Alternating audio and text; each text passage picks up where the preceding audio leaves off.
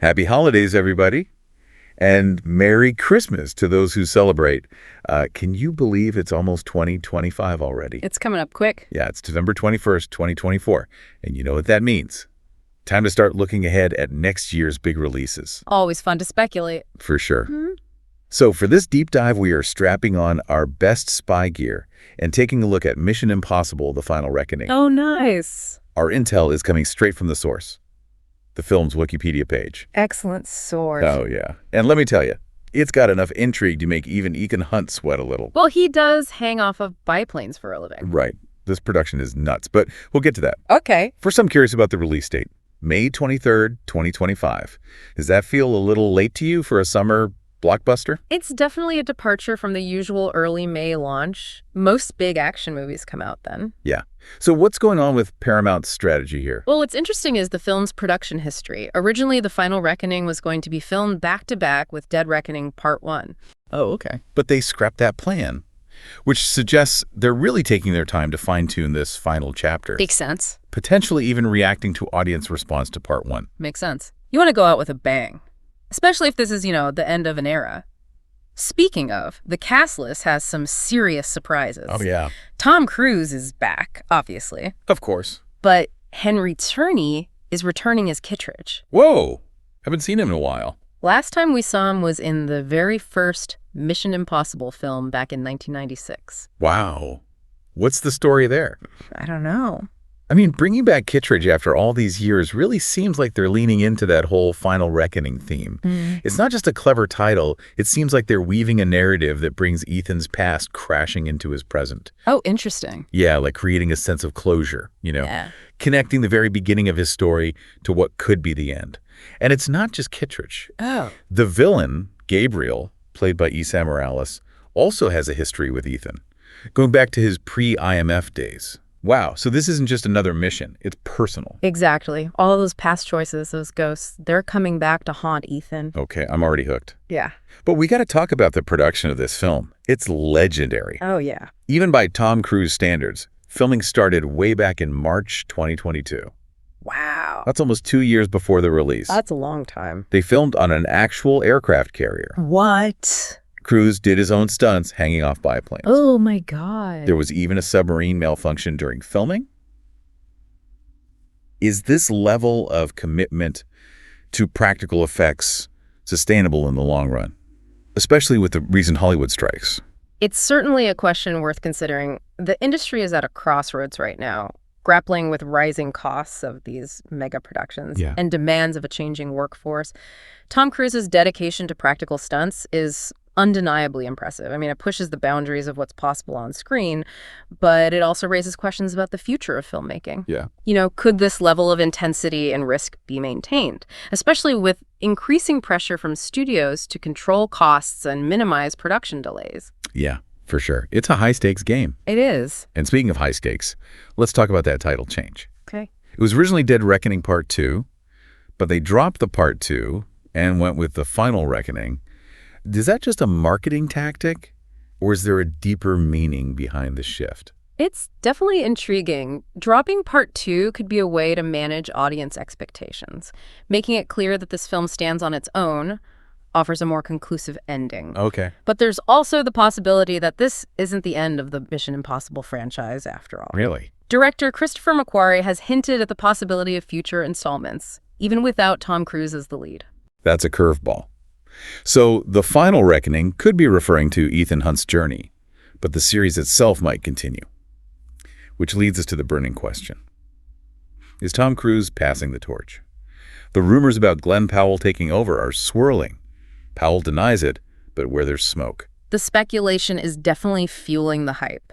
Whether or not Powell steps into the role, this kind of buzz is exactly what a franchise wants. Going into what could be its final chapter. Right. It raises the stakes, keeps the audience guessing, adds a layer of intrigue to the entire viewing experience. It's almost like a mission itself, trying to decipher what's really going on. Right. So we have a film that's bringing back faces from the past, pushing the boundaries of action filmmaking, and potentially setting the stage for a new era. Exactly. Mission Impossible. The Final Reckoning is shaping up to be a landmark film, both for the franchise and action cinema as a whole. It definitely has all the ingredients for a thrilling ride. But there's more to uncover here. Stay tuned as we continue our deep dive into Mission Impossible: The Final Reckoning. Welcome back to our deep dive into Mission Impossible: The Final Reckoning. Before we went deeper, we were talking about Tom Cruise maybe passing the torch to Glenn Powell. Oh, right. And what that means for the future of the franchise.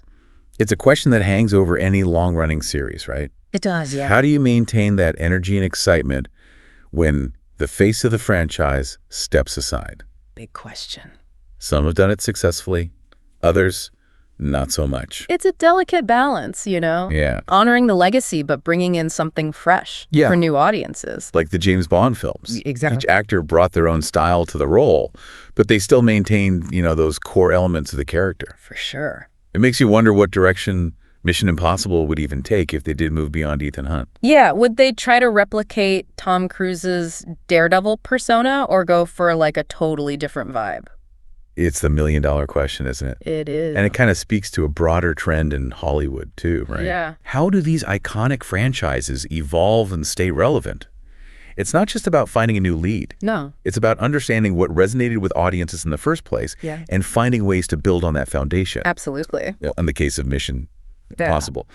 I think a lot of it comes down to just the sheer spectacle of the stunts and the intricate plots, Of course. Those are elements that could translate well to a new era, even with a different actor at the helm. Absolutely. Mission Impossible has always been about pushing those boundaries, of what's possible on screen. Yeah. And with a director like Christopher McQuarrie, who has a knack for weaving those complex narratives and delivering those jaw-dropping action sequences, I think there's a lot of potential for the franchise to continue thriving. Speaking of McQuarrie, yes, he's become like synonymous with Mission Impossible now, hasn't he? He has. He's directed the last 4 films. And now The Final Reckoning. That kind of consistency has got to be a huge asset to the franchise, right? Yeah. I mean, McQuarrie has a deep understanding of the Mission Impossible world. And he's developed a strong working relationship with Tom Cruise. For sure. And that's allowed them to take creative risks, push the boundaries of the franchise. Yeah. While staying true to its core values,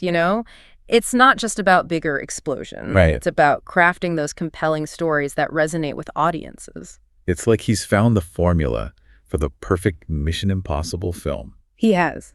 Blend of action, suspense, humor. Oh, yeah. A dash of heart. Little bit. It's no wonder he's considered one of the top action directors working today. And let's not forget the contributions of composer Lorne Balfe. Oh, yeah.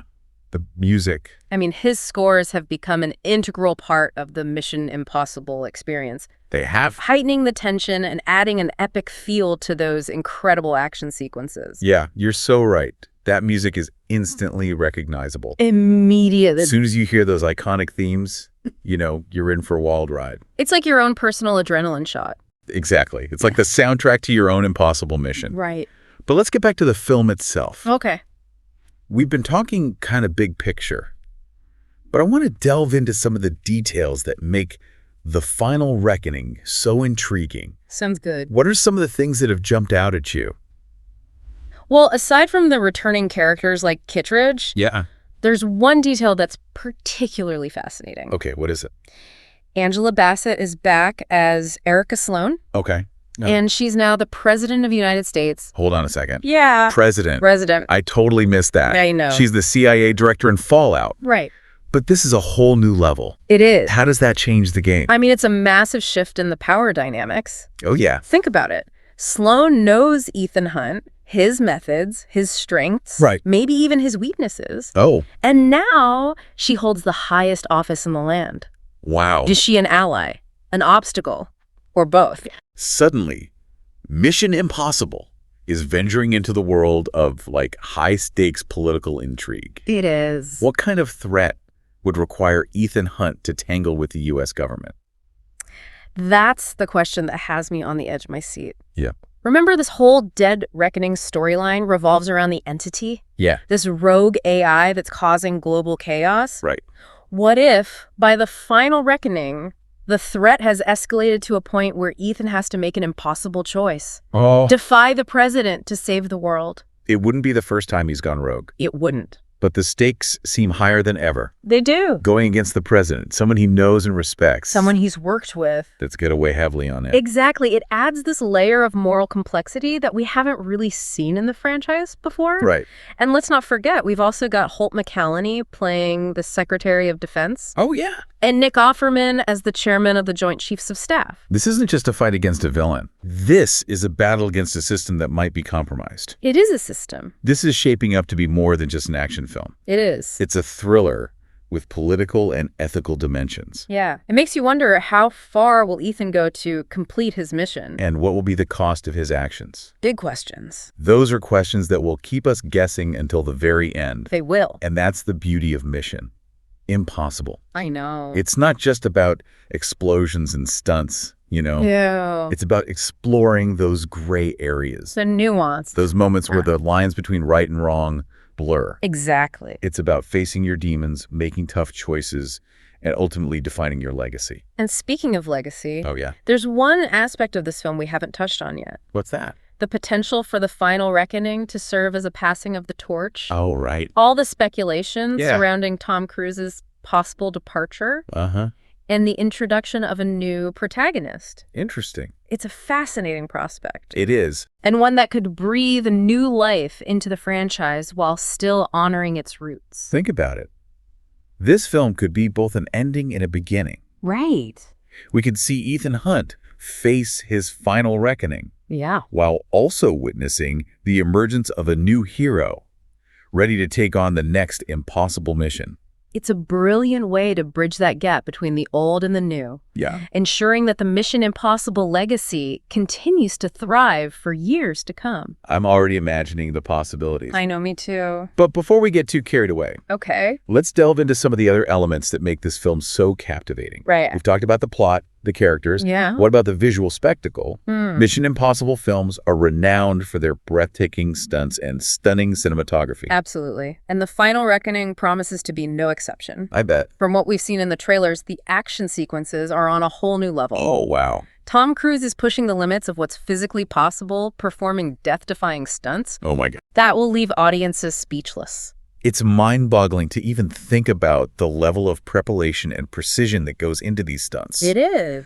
Tom Cruise is known for his dedication to realism, Yeah. and it shows in every frame of these films. Exactly. And that commitment to authenticity is what sets Mission Impossible apart from other action franchises. Right. You know, it's not just CGI and green screens. Right. It's real people performing real stunts. Yeah. Risking their lives to entertain us. It's a testament to Tom Cruise's passion for filmmaking, It is. his unwavering desire to give audiences an unforgettable cinematic experience. And speaking of unforgettable experiences, let's talk about the locations. Oh, yes, the globe-trotting adventures Yeah, that are sure. synonymous with Mission Impossible. From the bustling streets of Rome Oh. to the icy plains of Antarctica, Oh, wow. this franchise has taken us to some of the most exotic and visually stunning locations on Earth. And the final reckoning is no different. It's not. We've seen glimpses of breathtaking landscapes, Oh, yeah. iconic landmarks, promising a visual feast for the eyes. Absolutely. And those locations aren't just window dressing. Right. They're integral to the plot, Yeah. adding another layer of depth and excitement to the story. It's like the world itself becomes a character in these films, It does. shaping the action, Yeah. adding to the overall sense of scope and scale. Precisely. And Yeah. that's what makes Mission Impossible so captivating. Yeah. It's a perfect blend of action, suspense, intrigue, and stunning visuals, Right. all woven together into a seamless cinematic tapestry. And with the final reckoning, it seems like they're pulling out all the stops, Oh, yeah. crafting a film that will be both a culmination of everything that's come before and a bold step forward for the franchise. Exactly. It's a film that promises to redefine what's possible in action cinema Yeah. and leave audiences breathless. But as we approach the final act of our deep dive, Yes. there's one more element we need to consider. Okay. The thematic resonance of the final reckoning. What are some of the deeper themes that you see at play in this film? Well, on the surface, it's a story about espionage, technology, and global threats. Right. But beneath that, action-packed exterior. Yeah. There are some profound ideas about identity, morality, and the consequences of our choices. I like where you're going with this. Good. Ethan Hunt has always been a character who operates in the shadows, right? Right. Making difficult decisions for the greater good. Yes. But in the final reckoning, it seems like those choices are catching up with him. They are. He's facing a reckoning not just with his enemies, Right. but with himself. His past actions, his sacrifices, his betrayals, it's all coming back to haunt him. And that's where the final reckoning comes in. Exactly. It's not just about defeating the villain. Yeah. It's about coming to terms with who you are and the path you've chosen.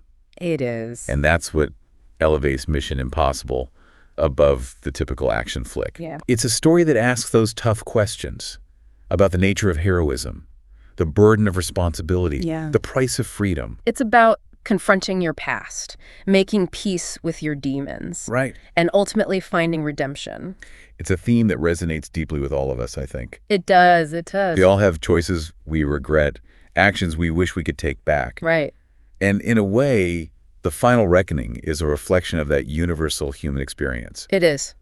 And that's why I think this film will have such a profound impact on audiences. I agree.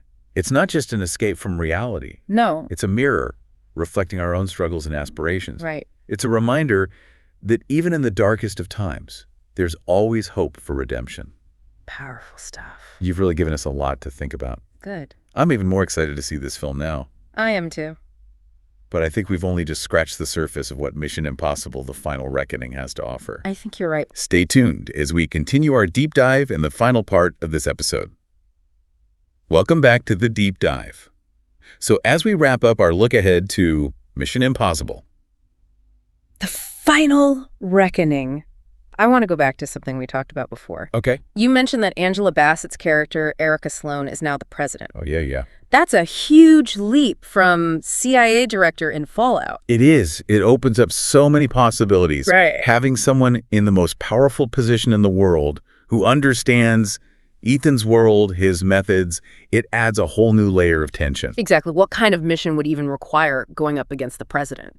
It'd have to be something massive, a real global threat. Right. And remember, this whole storyline started with Dead Reckoning Part 1. Yeah. The entity. Right. Yeah. The rogue AI causing chaos.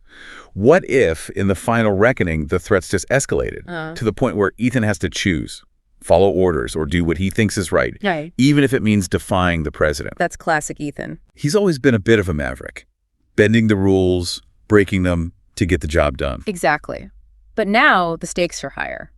Going against the president. Someone he's worked with. Someone he might even respect. It's a whole new level of conflict. Yeah, and it makes us ask those questions too. Oh, yeah, like what would we do in that situation? Right. Where's the line between loyalty and duty versus your own personal conviction? Those are the questions that make Mission Impossible more than just action, you know? Absolutely. They make you think, they challenge you, and that unease, it sticks with you. It really does. It's that moral complexity that keeps me coming back. You never know what Ethan's going to do or what the consequences will be. And it feels like with the final reckoning, we're headed for a really epic confrontation, both internal and external. I think you're right. This could be the defining chapter of the whole Mission Impossible saga. Wow. Exploring those themes of legacy, sacrifice, the price of heroism. Well, if this deep dive is any indication, Mission Impossible: The Final Reckoning is going to be one wild ride. May 23rd, 2025 can't come soon enough. Agreed. It's going to be a big one. And for everyone listening, as you enjoy the holidays and head into the new year, think about some of those Mission Impossible questions. Yeah. What legacy does Ethan Hunt leave behind? What does it truly mean to face a final reckoning? Something to ponder. Thanks for joining us on this deep dive into Mission Impossible: The Final Reckoning. Happy holidays, everyone, and we'll see you in the new year.